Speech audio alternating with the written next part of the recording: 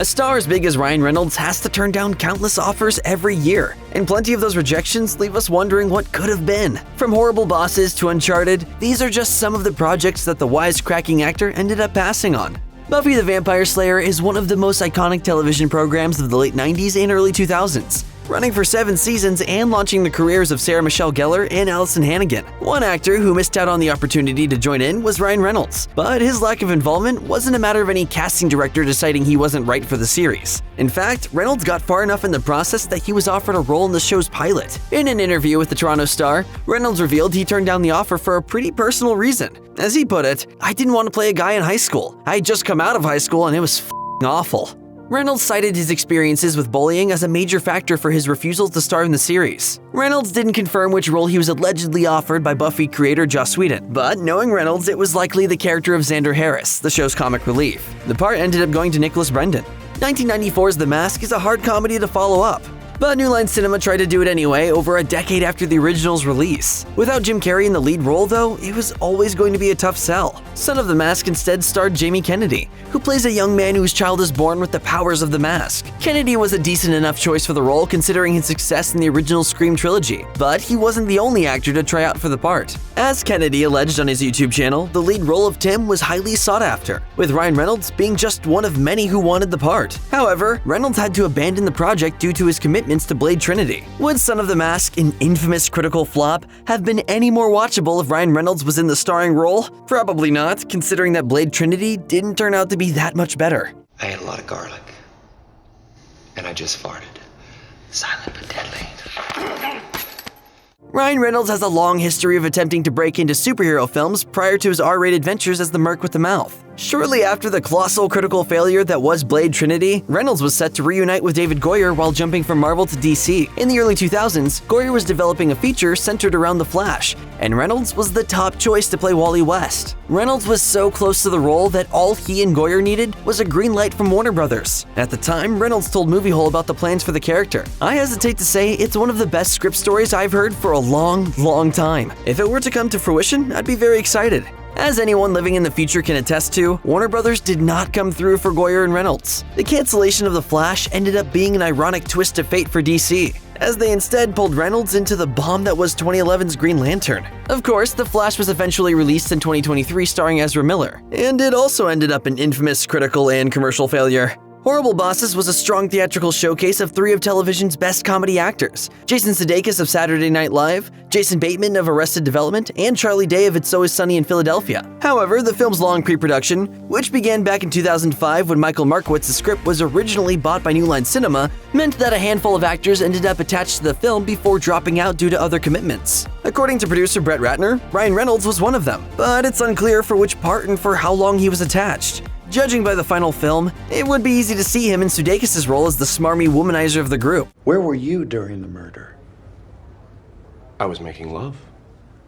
I was making love to a woman. The alternate cast that Reynolds would have been a part of may have included other male movie stars of the 2000s, including Johnny Knoxville and Ashton Kutcher. Considering that the final product made enough money to warrant a sequel, though, the producers were perfectly fine with 2 Jasons and a Charlie. Green Lantern is among the more infamous projects in Ryan Reynolds' filmography, with the actor playing test pilot Hal Jordan as he's chosen to become a member of an intergalactic police force. Reynolds met his future wife Blake Lively on the set of the movie, and while that makes Green Lantern likely far from a regrettable experience for Reynolds, he's not eager to return to the part. Unfortunately, the film's failure both among critics and general audiences canned any potential of a sequel in the near future. However, DC had already been planning to develop Green Lantern 2 before the first movie was even released, going as far as to hire writer Michael Goldenberg to pen the screenplay. Naturally, though, those ideas were abandoned following the film's reception, despite the mid-credits scene hinting otherwise. Even though Reynolds and Lively expressed interest in a sequel during press for the first film, Reynolds implied that it was dependent on the film's performance, saying, "You don't want to just say we're doing a second and third one, because the first one has to work."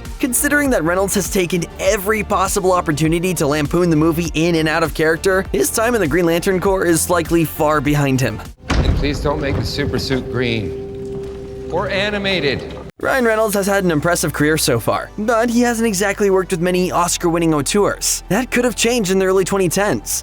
But Reynolds blew his big opportunity to be in a Coen Brothers flick when he auditioned for a role in Inside Llewyn Davis. The film, which eventually starred Oscar Isaac and Carey Mulligan, centers on the life of a fictional folk singer and his attempts at achieving success. During one of Variety's Actors on Actors panels with Taraji P. Henson in 2016, Reynolds claimed that Inside Llewyn Davis was one of his last auditions at the time, but it wasn't much of a valiant effort by him. As he alleged, it wasn't the right fit, mostly because they're very high class. They were just quietly shaking their heads like, "What are you doing here? Do you have a SAG card?" Reynolds is probably not that upset about the loss. As he said elsewhere in the interview, "Isn't it funny how the ones you don't get, sometimes you think, wow, someone else got it." And they ran with it.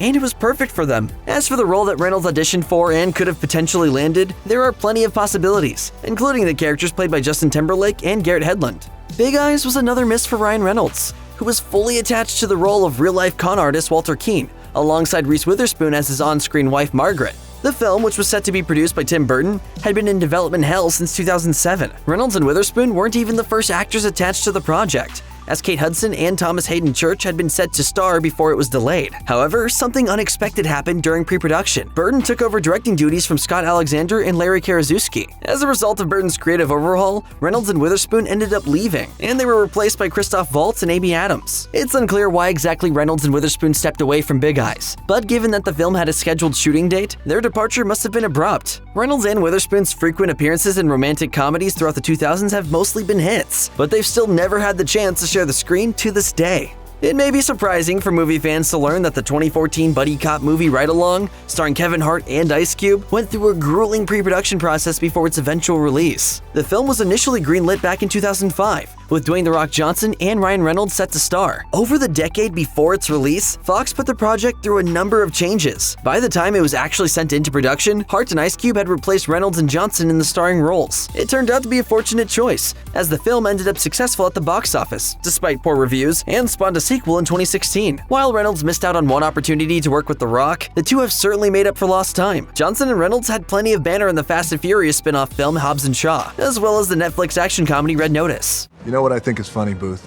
Vin Diesel's audition tape for Cats? It exists. Zombieland Double Tap was the long-anticipated sequel to the 2009 apocalypse comedy Zombieland, which starred Jesse Eisenberg, Emma Stone, Woody Harrelson, and Abigail Breslin. The original film was critically acclaimed and grossed over $100 million at the box office, but production on a follow-up was stalled for years due to the actors and writers having other commitments. They all finally reunited for the sequel in 2019, with new cast members including Zoe Deutsch, Rosario Dawson, and Luke Wilson. However, Ryan Reynolds missed his opportunity to appear in Double Tap due to scheduling conflicts of his own. The film, as well as its predecessor, were written by Rhett Reese and Paul Wernick, who collaborated with Reynolds on the scripts for Deadpool and Deadpool 2. As a result, Reynolds' appearance in Double Tap initially seemed like a no-brainer. As Wernick told Deadline, Reynolds was originally envisioned for the role of Albuquerque, but the role eventually went to Luke Wilson. Wernick joked, "We made it a goal to do only Ryan Reynolds movies, but this one slipped through our fingers."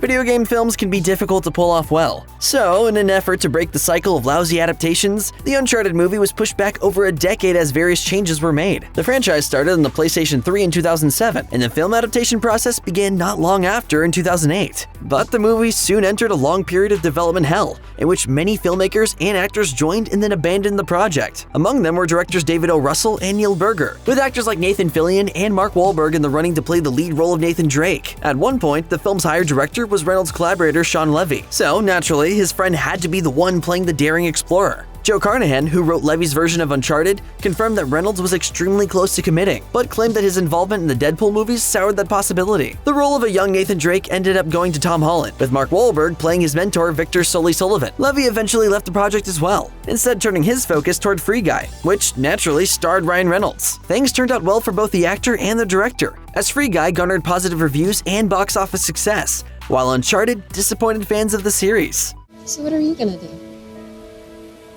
Anything I want. The Proposal was one of Ryan Reynolds' biggest early career hits, with the actor playing an overworked personal assistant forced to get engaged to his demanding boss, Sandra Bullock. They proved to be one of the best rom-com duos of all time, and have remained close friends since production. But Reynolds wasn't able to reunite with his former co-star when she returned to the world of comedy in The Lost City. With Bullock also producing the film, it should have been no problem getting Reynolds to agree to star alongside her. When The Lost City was initially announced in 2020, it seemed that the reunion was set to occur, but Channing Tatum ended up taking on the role instead. However, the film still alludes to Bullock's on-screen history with Reynolds, with one scene possibly referring to the fact that Bullock's character in The Proposal couldn't swim. While Reynolds may not have appeared in The Lost City, he was still incredibly supportive of the film and his former co-star. He recommended the film on his Instagram story, complimenting both Bullock and Tatum for their performances. No hard feelings here.